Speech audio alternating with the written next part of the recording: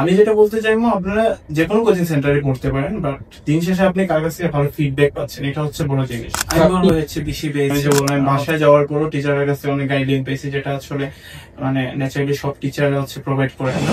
Hello everyone, আশা করি সবাই ভালো আছেন। আজকে আমার সাথে আছেন শতরূপ তালুকদার, যিনি রিসেন্টলি আইএলটিএস এক্সাম দিয়ে 6.5 পেয়েছেন। সো আজকে আমরা ওনার সাথে কথা বলবো এবং ওনার স্টাডি কিভাবে করেছেন এই বিষয়গুলো একটু জানবো, এবং আমাদের অফিস সম্পর্কে তিনি কিভাবে জানলেন এবং আমাদের গাইডলাইন গুলো ওনার কেমন লেগেছে, প্রত্যেকটা বিষয় নিয়ে একটু কথা বলবো।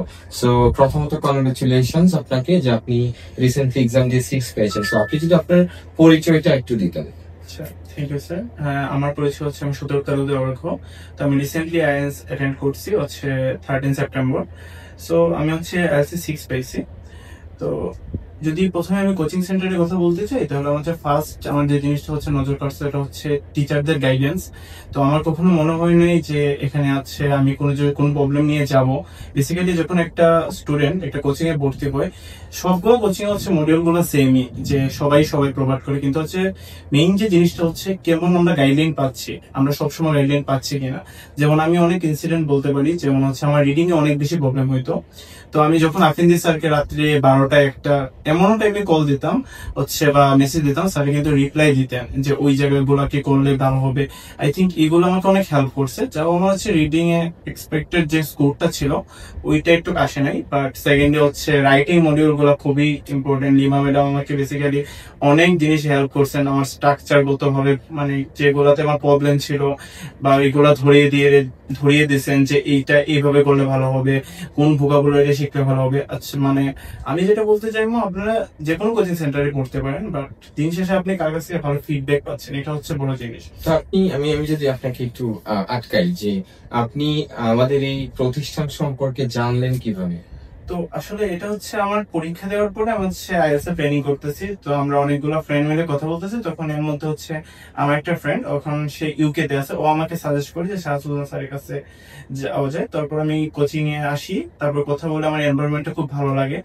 আর হচ্ছে তাদের প্রথমে দিন হচ্ছে আমি স্পিকিং ক্লাব গুলা দেখি, এগুলা খুব আমার কাছে খুব ভালো লাগছে। তো ওই প্রেক্ষিতে আমি ভর্তি হয়েছি। আমার কাছে মনে হচ্ছে এটা রোটেট অনেকটা, কারণ হচ্ছে আমি যা চাচ্ছিলাম তা আমি পাইছি। সো আই থিঙ্ক এটা হচ্ছে স্যারের কাছে আমি অনেক গ্রেটফুল। তো আপনি আপনি তাহলে তাহলে কি বলছেন যে আপনি যে আমাদের প্রতিষ্ঠান সম্পর্কে যে ইনফরমেশন গুলো পেয়েছিলেন তার সম্পূর্ণ ধরেন যারা আপনাকে এখানে যে সাপোর্ট গুলার কথা বলে রেফার করেছিল, আপনি সেই সাপোর্ট গুলো পেয়েছেন? আমি বলবো হচ্ছে বেশি পেয়েছি, কারণ হচ্ছে আমার তো মানে আমি অনেকগুলাতে আমি বলছিলাম যে আগেই বলছি যে আমার ঝামেলা ছিল হচ্ছে রাইটিং সেকশন, রিডিং সেকশনে।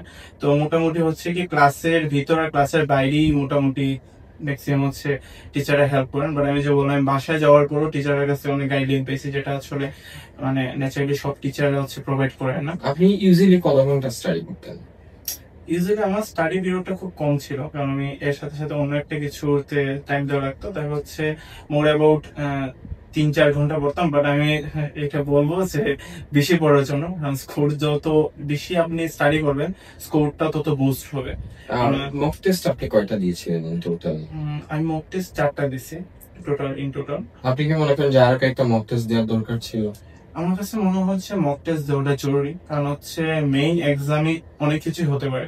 যেমন আমরা অনেক সময় বলে যাই যে মেইন এক্সামে এইটা আসবে ওইটা আসবে। যদি আমার প্রেক্ষিতে আমি বলি যে আমি দেখে গেছে প্যাটার্নটা ভিন্ন পাইছে। যেমন আমার লিসেনিং এ ছিল প্রথমে নো মোর দেন 3 ওয়ার্ডস, নো মোর দেন 3 ওয়ার্ডস, যেটা আসলে সচরাচর ক্যামব্রিজ সলভ করলে পাওয়া যায় না। কারণ সেটা যখন আপনি মক টেস্টে যাবেন একটু ব্যতিক্রমী কোয়েশ্চন থাকে, জিনিসটা মনে হয় আমাদের কাছে কঠিন। অনেকে বলে যে অত কঠিন পরীক্ষা দিয়ে আসলে জাজমেন্ট না। বাট আমার কথা হচ্ছে আপনি যদি কঠিনে ভালো করতে পারেন, সহজে আপনি ইজিলি ভালো করতে পারবেন। So I think mock test বেশি দিলে প্রথমত আপনার কনফিডেন্স বুস্ট হবে। আপনি হচ্ছে মেইন জিনিস এক্সামের যে অবস্থার সিচুয়েশন যেটা, এটা প্রেশার হ্যান্ডেল করতে হচ্ছে আপনার সুবিধা হবে। তো আপনি তো 6 পেয়েছেন। আচ্ছা, আপনি আইএলটিএস এর রেজিস্ট্রেশনের বিষয়ে কি বলবেন? যে যারা আইএলটিএস এর রেজিস্ট্রেশন করতে ভয় পায়, ভাবে যে মানে রেজিস্ট্রেশনটা তারা করবে এক্সামের কিছুদিন আগে, তো এটা কি আসলে কিছুদিন আগে করা উচিত নাকি এক্সামের 1-1.5 মাস আগেই রেজিস্ট্রেশনটা করা উচিত? আপনার কাছে কি মনে হয়? আমার কাছে মনে হয়েছে যে এক্সামটা মানে আমরা যতই পড়াশোনা করি না কেন, মেইন পড়াশোনাটা করি আমরা রেজিস্ট্রেশনের পরে। এটা হচ্ছে মেইন জিনিস। আমরা যদি হচ্ছে রেজিস্ট্রেশন হাতে 15 দিন রেখে করি, তাইলে তখন দেখা যাবে আমি 15 দিন এফোর্ট দেবো। বাট আমি যদি 1 মাস হাতে রেখে করি, তাহলে হচ্ছে কি আমার একটা ডেডলাইন থাকবে। কারণ হচ্ছে এই এক্সামটা হচ্ছে আমাদের বাকি এক্সামের মতো না। এক্সামে হচ্ছে আমাকে একটা 30,000 টাকা অনেক বড় একটা ফি দিতে হবে। তো যখন আমি ফিটা দিয়ে দেবো, আমার মনে একটা আলাদাভাবে ভয় কাজ করবে, তো আমাকে এটা করা লাগবে। তো এই প্রেক্ষিতে আসলে আপনি হচ্ছে পড়তে আরো বেশি আগ্রহী হবেন।